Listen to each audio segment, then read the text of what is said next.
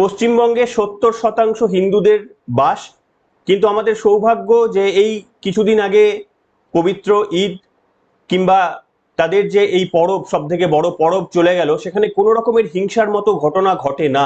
এটা আমাদের সৌভাগ্য যে আমরা সহাবস্থান করতে পারি। কিন্তু রাজ্যের মুখ্যমন্ত্রীর নাম মমতা বন্দ্যোপাধ্যায় বলেই কিনা জানি না, রামনবমীর মতো প্রোগ্রামগুলোতেই আসলেই কেন জানি না কিছু বেয়াদবরা, আমি কিন্তু কোনো পার্টিকুলার কমিউনিটিকে বলছি না কারণ এটা সবাই সমর্থন করে না, কিছু বেয়াদবরা তারা মনে করেন যে এটা তাদের সাংবিধানিক অধিকার যে একটি সম্প্রদায়ের মানে হিন্দু সম্প্রদায়ের পতাকা ফেলে দেওয়া, রামনবমীর মিছিলে আঘাত হানা, এটা নাকি তাদের অধিকার।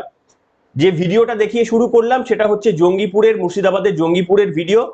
সেখানে তাদের সম্প্রদায়ের একটি পতাকা ছিল, তার পাশে হিন্দু সম্প্রদায়ের একটা রামের বা হনুমানের মূর্তি সহ একটা পতাকা লাগানো হয়েছিল। কিভাবে তুচ্ছ তাচ্ছিল্য করে সেই পতাকাটিকে একজন জেহাদি মানসিকতা সম্পন্ন একটি ছেলে সেটাকে ফেলে দিল। আমি বলবো এদেরকে সতর্ক হয়ে যেতে, তার কারণ নির্বাচন তো আসন্ন। যদি মমতা বন্দ্যোপাধ্যায় জিতে যায় তখন নয় এরকম করবেন, আর কয়েকটা দিন সংযত হয়ে যান, রেজাল্টটা বেরোনো পর্যন্ত অপেক্ষা করুন। তার কারণ যদি বিজেপি ক্ষমতায় চলে আসে তাহলে এই জেহাদি মনোবৃত্তি কিন্তু এটা প্রবলেমে পড়ে যাবেন। এমনি তো কোনো সরকারের আমলে করা ঠিক না, কিন্তু তাও আপনারা টেকেন ফর গ্রান্টেড পেয়ে গিয়েছেন যে মমতা বন্দ্যোপাধ্যায়ের পুলিশ আপনাদের কেউ কিছু করেন না। এটা কিন্তু সম্প্রদায়ের ব্যাপার নয়, তার কারণ অনেক ওই সম্প্রদায়ের প্রচুর মানুষ রয়েছেন যারা ভায়োলেন্সে বিশ্বাস করেন না।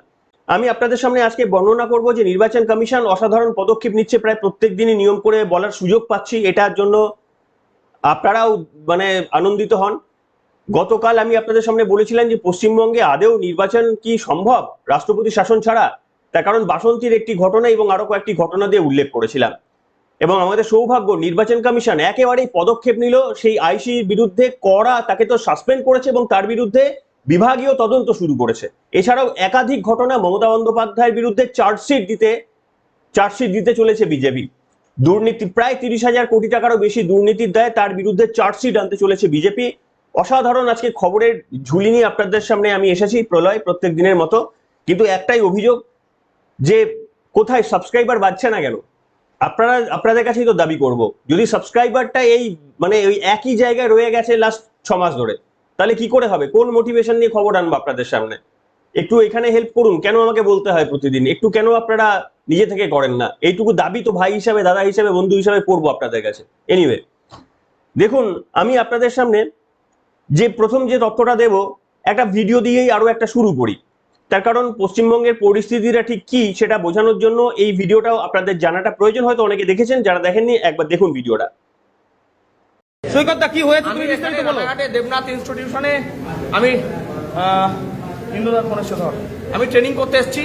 ট্রেনিং শুরুর আগেই এখানে সাদা পর্দায় মমতা ব্যানার্জির অ্যাড দেখাচ্ছে দীঘার মন্দির নিয়ে।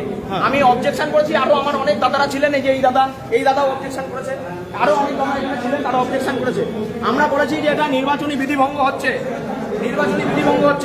আমি আই কার্ড দেখতে চেয়েছি, এটাই আমার অপরাধ। বিডিও অফিসের ভিডিওর সামনে একজন কর্মচারী আমার কানে কানে এসে বলে গেল, তুই বাইরে বেরোলে না, বেশি বেশি করিস না, মার্ডার হয়ে যাবি। দেখলেন, এটি রানাঘাটের 1 নম্বর ব্লকের দেবনাথ ইনস্টিটিউশনের ভিডিও। এবং সেখানে শিক্ষকদের যখন ভোটের জন্য ট্রেনিং হচ্ছে তখন অভিযোগ যে বিডিও এবং তার দলবলরা নাকি প্রথমেই মমতা বন্দ্যোপাধ্যায়ের কিছু ভিডিও কিছু তার ভিডিও সেখানে চালায়, সেখানে দীঘার জগন্নাথ মন্দির সহ আরো কিছু দেখানো হয়, যেটা model code of conduct violate করে। তার কারণ প্রচার এই সময় তো করার নিয়ম না, এখানে নিরপেক্ষভাবে টিচাররা বা সরকারি কর্মচারীদের ট্রেনিং দেওয়ার কাজ, সেখানে মমতা বন্দ্যোপাধ্যায়ের প্রচার করা হয়।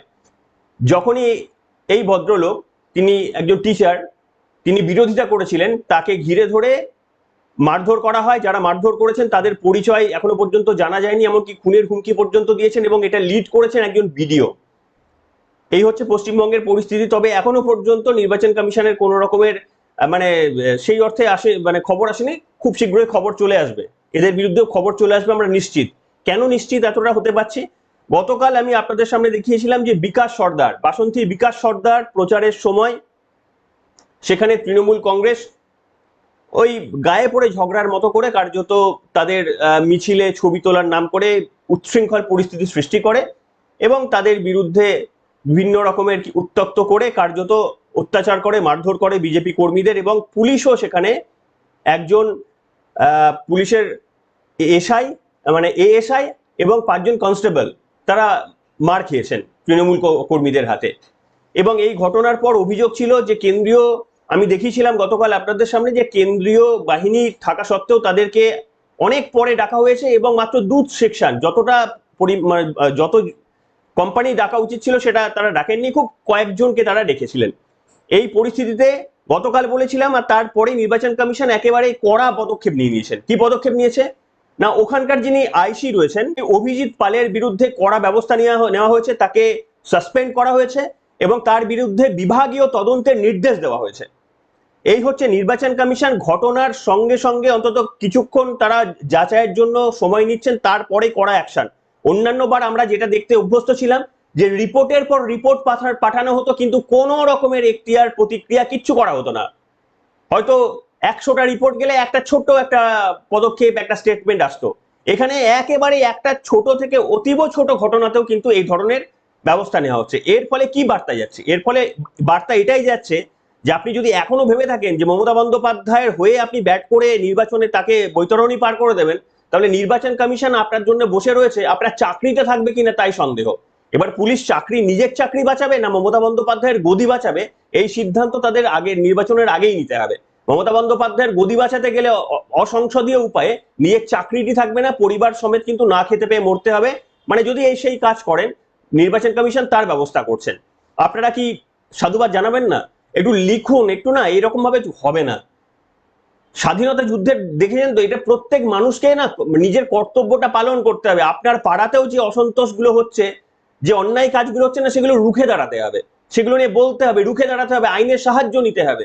তার কারণ এই মুহূর্তে আপনি যদি রুখে না দাঁড়ান, এই সরকারকে, অগণতান্ত্রিক সরকারকে যদি আমরা ফেলতে না পারি, তাহলে আমাদের ভবিষ্যৎ ছেড়ে দিন আর কিচ্ছু নেই। এইখানে আমি আপনাদের সামনে বলবো নির্বাচন কমিশনের আরো একটা পদক্ষেপ। আপনারা জানেন যে অনেক বদলি তো হয়েছেই, কিন্তু এই যে 14-15 বছরে কার্যত একটা বড় অংশ, মানে আমি জানি না, বোধহয় 70% আমলা থেকে পুলিশ তারা বোধহয় আত্মসমর্পণ করে দিয়েছেন। এবং এখনো পর্যন্ত নির্বাচন কমিশন তো আইসি ওসি লেভেলে নামেননি, নেমেছেন আইএএস, তারপরে একেবারে সব থেকে তলার বলতে এসডিও লেভেল পর্যন্ত নেমেছেন, তার নিচে তো নামেননি, কিন্তু এখন নামতে হয় রিটার্নিং অফিসারদের, তারা এসডিওই হয় বেসিক্যালি, তাদের পর্যন্ত নেমেছেন। 73 জন এসডিও কে বা রিটার্নিং অফিসারকে সরিয়ে দিয়েছিল নির্বাচন কমিশন, সে খবর আপনাদের এক সপ্তাহ আগে দিয়েছিলাম। গতকাল আবার 14 জন রিটার্নিং অফিসারকে সরিয়ে দিয়েছিল। ইন্টারেস্টিং বিষয় হলো, এই 14 জনকে তাদেরকে এক সপ্তাহ আগে নির্বাচন কমিশন তাদেরকে নিয়োগ করেছিল, তাদেরকেই আবার সরিয়ে দিল। মানে অনেক জনকে নিয়োগ করেছিল, তাদের মধ্যে 14 জনকে সরিয়ে দিল। কেন না? এদের বিরুদ্ধে অনিরপেক্ষতার অভিযোগ রয়েছে। অর্থাৎ আপনি যদি ভাবেন যে এই তো মমতা বন্দ্যোপাধ্যায় বলছেন না, আরে যেই আসবে সেই আমাদের লোক, কার্যত তাই মিলে যাচ্ছে, যেই আসছে তাই সেই ওদের লোক। কিন্তু নির্বাচন কমিশন খুঁজে বার করার চেষ্টা করছে যে যেই আসবে সেই, যে ওদের লোক যারা নয় তাদেরকে খুঁজে বার করছে। দরকার হলে 2বার সাফেল করতে হলে, 4বার সাফেল করতে হলে, তাও তারা করছেন। মাত্র 5 দিন আগে এদের নিয়োগ হয়েছিল, তারপরে নির্বাচন কমিশন এদের সরিয়ে দিয়েছে। এবং এদের মধ্যে পূর্ব মেদিনীপুরের 5 জন রিটার্নিং অফিসার রয়েছে। এই হচ্ছে অবস্থা। কিন্তু আজকে আপনারা যার জন্য বসে রয়েছেন, শিরোনামের সঙ্গে হয়তো ম্যাচ পাচ্ছেন কিনা আমি জানি না, হয়তো একটু ভাবতে পারেন যে শিরোনাম আমি দিয়েছি মমতা বন্দ্যোপাধ্যায়ের বিরুদ্ধে চার্জশিট। হ্যাঁ, আপনারা জানেন যে বিজেপি একটা রাজনৈতিক কৌশল নিয়েছে, বিধানসভা ভিত্তিক, প্রত্যেকটি বিধানসভা ভিত্তিক এই লাস্ট 3 মাস ধরে প্রত্যেকটি বিধানসভায় তৃণমূল কংগ্রেসের যে সমস্ত বিধায়করা বসে রয়েছেন তাদের বিরুদ্ধে চার্জশিট আনছিল বিজেপি। অত্যন্ত ভালো একটা পদক্ষেপ নিয়েছে। এবার মমতা বন্দ্যোপাধ্যায়ের বিরুদ্ধে চার্জশিট নিয়ে আসতে চলেছে। চার্জশিট মানে কি? যে মমতা বন্দ্যোপাধ্যায় এই যে 14 বছরে তার রাজত্বকালে ঠিক পশ্চিমবঙ্গে কি ভুক্তভোগী হতে হয়েছে তার একটা লিস্ট আপনাদের দেখাচ্ছি। লিস্টটা আপনারা একটু দ্রুত পড়ে দিচ্ছি আমি। 14টা দফায় তাদের মমতা বন্দ্যোপাধ্যায়ের বিরুদ্ধে চার্জশিট আনবেন। কে আনবেন? স্বয়ং অমিত শাহ আনবেন। সেখানে দুর্নীতি এবং কেলেঙ্কারি প্রথম জায়গা করে নিয়েছে স্বাভাবিকভাবেই, প্রশাসনিক নৈরাজ্য এবং রাজনৈতিক অপশাসন 2 নম্বর, আইন শৃঙ্খলা ধ্বংসস্তূপ, গণতন্ত্রের উপর হামলা, নারীর নিরাপত্তাহীনতা, শিল্পের সমাধিক্ষেত্র পশ্চিমবঙ্গ, কৃষির দুর্দশা, স্বাস্থ্য পরিষেবার সংকট, শিক্ষার সর্বনাশ, সংস্কৃতিকে ধ্বংস করা, চা বাগান শ্রমিকদের বঞ্চনা, উত্তরবঙ্গের বঞ্চনা, সিন্ডিকেট, খোলা ময়দানের রারবঙ্গ, ক্ষয়িষ্ণু কলকাতা। এই এতগুলো ধারায় তার বিরুদ্ধে চার্জশিট আনছে বিজেপি, রাজনৈতিক একটা কৌশল। কিন্তু আমি আপনাদের সামনে জানাবো, শুধু প্রথমটা আমি একটু বিশ্লেষণ করার চেষ্টা করব, সেটা হচ্ছে দুর্নীতি।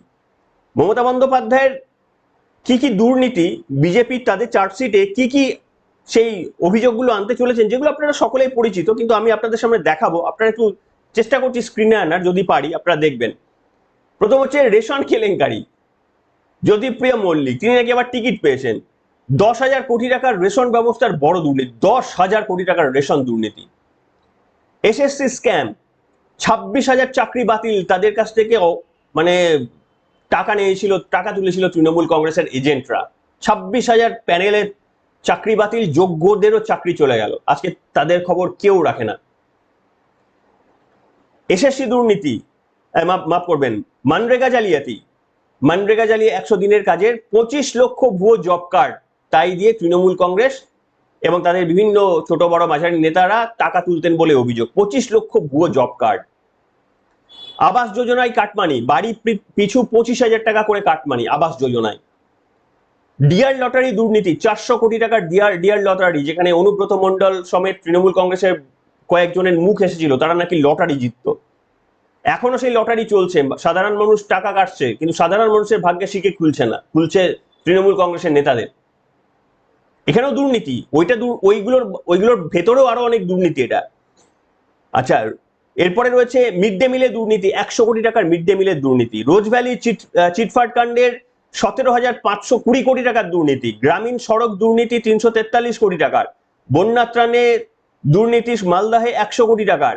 আমফান ত্রাণে দুর্নীতি 1,000 কোটি টাকা। এছাড়াও গরু পাচার সিন্ডিকেট, বালি চুরি, মাটি চুরি, গাছ চুরি, কলা গাছ চুরি, মানে এ তো আর শেষ নেই। এবার আপনি যত ভাবতে পারেন, আপনি যত দিকে বলতে পারেন, সব দিকে রয়েছে। এই চার্জশিট মমতা বন্দ্যোপাধ্যায়ের বিরুদ্ধে আসতে চলেছে। আমার বক্তব্য একটাই আপনাদের সামনে, যে এর পরেও যদি আপনারা সমর্থন করেন, তাহলে আর নিজেদের কতটা সৎ বলবেন আগামী দিনে, সেটা একটু ভাববেন। মমতা বন্দ্যোপাধ্যায়কে অনেক ক্ষেত্রে এই রাজনৈতিক নেত্রী, তার প্রথমে যখন সিপিএম এর এই যে অত্যাচারে মানুষ অতিষ্ঠ হয়ে গিয়েছিল একটা সময়, সেই অত্যাচারে অতিষ্ঠ হয়ে গিয়ে মমতা বন্দ্যোপাধ্যায়কে অনেকে মনে করেছিলেন তিনি পরিবর্তন আনতে পারেন, তার মধ্যে সেই ক্ষমতা রয়েছে। মমতা বন্দ্যোপাধ্যায় মানুষকে বলেও ছিলেন সেরকম। আজকে সেই মমতা বন্দ্যোপাধ্যায় যে সিপিএম এর থেকেও 10 গুণ নিচে নামিয়ে দেবেন, এই বোধহয় কল্পনা কেউ করতে পারেনি। কিন্তু এখনো তিনি টিকে রয়েছেন, তার কারণ হচ্ছে তার কিছু, এই যে দুর্নীতির যে ভাগগুলো না, এটা একা তৃণমূল পায় না। তার কারণ দোলা সেনই বলেছিলেন যে কত, ওই 70-30 না 80-20 কি একটা ভাগ বলেছিলেন। এই কারণে তৃণমূল কংগ্রেসটা এখনো অনেকে ভালোবাসি বলে কার্যত আর্থিক লাভের জন্য এই দুর্নীতির কাটমানির ভাগ তাদের কাছেও যায় বলে বিজেপির যে অভিযোগ, তার জন্যই তৃণমূল কংগ্রেসটা এখনো গ্রামে গঞ্জে সব জায়গায় বিস্তৃত। এমন একটা রাজনৈতিক দল, যে নির্বাচনে এই রাজনৈতিক দলটি হারবে, সেই নির্বাচনে এদের শুধু পরাজয় নয়, সেই নির্বাচনে এই রাজনৈতিক দলটারও অস্তিত্ব মুছে যাবে। এমন একটা রাজনৈতিক দল এরা, শুধুমাত্র যতদিন থাকবে ততদিনই কিন্তু এদের অস্তিত্ব রয়েছে। যবে থাকবে না, এর কোনো অস্তিত্ব থাকবে না, এই দলটির কোনো অস্তিত্ব থাকবে না। দেখে নেবেন, ভারতের ইতিহাসে এরাই প্রথম দল হবে যে এদের কোনো আর অস্তিত্ব থাকবে না। তার কারণ কোনো মেথোডোলজি, কোনো আইডিওলজি, কোনো কিছুর ওপর ভিত্তি করে নয়, শুধুমাত্র সিপিএম এর বিরুদ্ধে ক্ষোভ, মানুষের ক্ষোভটাকে কাজে লাগিয়ে, মানুষের সেন্টিমেন্টটাকে কাজে লাগিয়ে, মানুষের 34 বছরের জ্বালা যন্ত্রণার সঙ্গী হয়ে কার্যত মানুষ বিশ্বাস করেছিল, সেইখানটায় চরম বিশ্বাসঘাতকতা করে আজকে আমি শুধুমাত্র এই কয়েক মিনিটের মধ্যে 34,000 কোটি টাকার দুর্নীতির আপনাদের সামনে বলে ফেললাম। রাজ্যের মাননীয় মুখ্যমন্ত্রী বিভিন্ন জায়গায় যাচ্ছেন, প্রচার করছেন, 15টি বছর সময় পেয়েছেন। আজকে তিনি একটা শিল্পের নাম বলতে পারছেন না যেটা বলে তিনি ভোট চাইতে পারেন। আজকে তিনি বলছেন, মা বোনেরা ঘরে যা আছে নিয়ে বেরিয়ে পড়ো। তাকে ভোট চাইতে মা বোনেদের পাহারা দাও, ঘরে বেরিয়ে পড়ো, এই যে প্রত্যেকটি নির্বাচনে, মানে দু একটা নির্বাচন আগে থেকে এইটা বলছেন, আজকেও তাই বলছেন। অর্থাৎ এই যে 5 বছর সময়টা গেল, তিনি এই সময়টা কিছু করলেন না। যদি করতেন তাহলে বুঝতাম, তাহলে তাকে এই কথাগুলো বলতে হতো না। তাহলে তিনি বলতেন, এই যে দেউচাপাচ আমি বলেছিলাম করে দিলাম, এই যে এই শিল্প টাটাকে আনবো বলেছিলাম এনে দিলাম, এই যে এত মানুষকে চাকরি দেবো বলেছিলাম দিয়ে দিলাম, তাহলে কিন্তু প্রবলেম হতো না।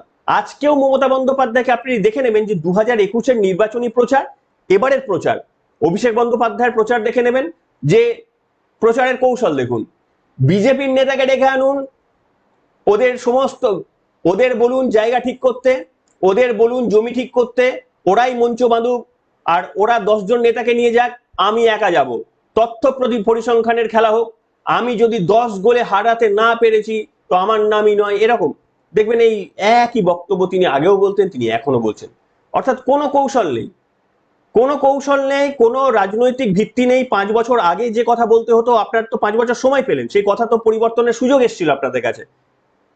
অর্থাৎ এর পরেও যদি মমতা বন্দ্যোপাধ্যায় জিতে যায়, আবারও 5 বছর পর দেখবেন ওই একই কথা বলবেন, আবারও 5 বছর পর। সেটা আজকে বুঝতে পারছেন আপনি, আবারও 5 বছর পর মমতা বন্দ্যোপাধ্যায় বলবেন রান্নাঘরে যা রয়েছে মা বোনেরা বেরিয়ে যাও, অভিষেক বন্দ্যোপাধ্যায় বলে পরিসংখ্যানের খেলা হবে, একই কথা বলবেন। কিন্তু তখনও দেউতা পাচামি আসবে, তখনও আসবে, কিন্তু তখনও শুনবেন যে দেউচা পাচামি আসলে ইলেকট্রিকের বিল কমে যাবে, গভীর সমুদ্র বন্দর হলে আদানি আসলে দেখবে সব সব সলভ হয়ে যাবে, তখনও কিন্তু ওই একই ইয়ে থাকবে। শুধুমাত্র তখন লক্ষ্মীর ভান্ডারটা হয়তো এখন কত 1500 দেয় বোধ হয়, তখন দেখবেন যে 1700 হয়েছে, এই পরিবর্তনটা হবে। তো এর জন্যে যদি এখনো পর্যন্ত সবটা বুঝছেন, বুঝতে পারছেন যে মানে আজকে কি হতে পারে, আগামী 5 বছর পর কি হতে পারে, একেবারে সবাই এটা এটা কোনো কঠিন ব্যাপারই নয়, তারপরেও যদি সাধারণ মানুষ মানে এবার একবদ্ধ হয়ে, মানে অন্তত এই বারটা, কেন এই বারটা স্পেশালি বলছি, কারণ এই বারটাই অনেক কিছু হয়েছে, এই বারটাই এসআইআর হয়েছে, এই বারটাই এইরকম একটা নির্বাচন কমিশন এসেছে। এই এত সুযোগ যদি হেলায় হারিয়ে দিই, বিশ্বাস করুন পরে কাঁদলে রাজনৈতিক পরিবর্তন করার জন্য আপনি মাটি মানে খুঁড়ে মানে কি বলবো মাথা ঠুকলেও কিন্তু কিছু হবে না। এই কথাটা দয়া করে ভোট দিতে যাওয়ার আগে মনে রাখবেন। আর আপনি কি করবেন সেটা আলাদা ব্যাপার, কিন্তু আমার জন্য অন্তত ওই সাবস্ক্রাইবের বাটনটা একটু টিপুন, তার কারণ খবরটা করি আপনাদের জন্যই। দুটো মানুষ যদি প্রত্যেকদিন বেশি করে শোনাতে না পারি, তাহলে আর খবর করার লাভ নেই। যদি প্রত্যেকদিন ওই একই রেঞ্জে খবর থেকে যায়, দুটো মানুষের কাছে যদি বেশি পৌঁছে দিতে না পারি, আপনারা যদি 2 জন করে লোক মানে এক্সট্রা সাবস্ক্রাইব না করেন, তাহলে মোটিভেশন পাই কোথা থেকে? দাবি করলাম, এটা অন্য কিছু না, আপনাদের নিজের বলি তাই দাবি করি, সেই অর্থে সেই দিক থেকেই দাবি করলাম। এনিওয়ে, আপনাদের মতামত লিখে জানাতে ভুলবেন না। সবাই ভালো থাকবেন, এখনকার মতো এখানে।